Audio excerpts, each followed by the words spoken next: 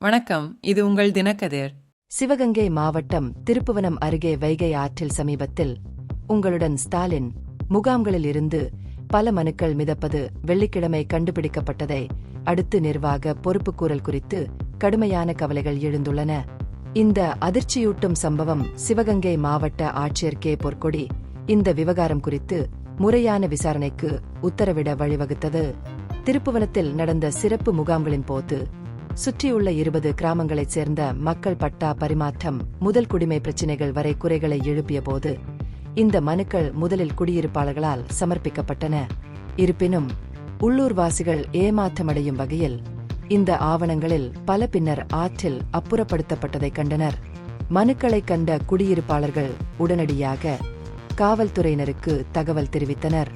அதிகாரிகள் சம்பவ இடத்திற்கு விரைந்து சென்று விசாரணையை தொடங்குவதற்கு முன்பு ஆவணங்களை மீட்டனர்.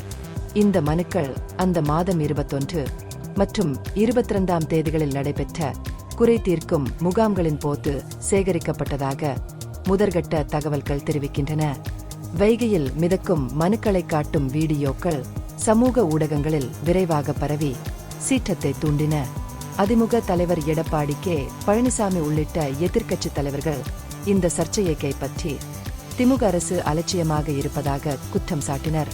தனது கருத்துக்களில் இபிஎஸ் இந்த முகாம்கள் வெறும் கந்துடைப்பு பயிற்சிகள் என்றும் மக்களின் கவலைகளை தீர்க்கும் உண்மையான நோக்கமின்றி நடத்தப்பட்டவை என்றும் குற்றம் சாட்டினார்.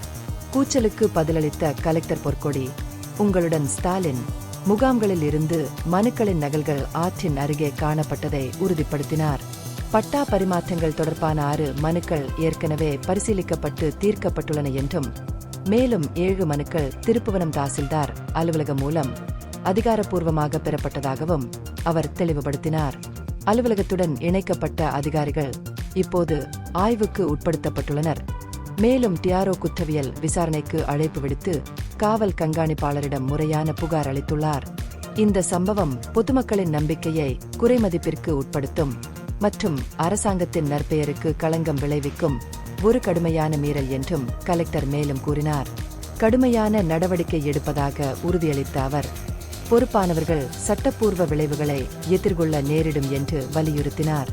இதற்கிடையில் மனுக்கள் ஆற்றில் எப்படி முடிந்தது என்பதை கண்டறிய காவல்துறை விசாரணைகள் நடந்து வருகின்றன.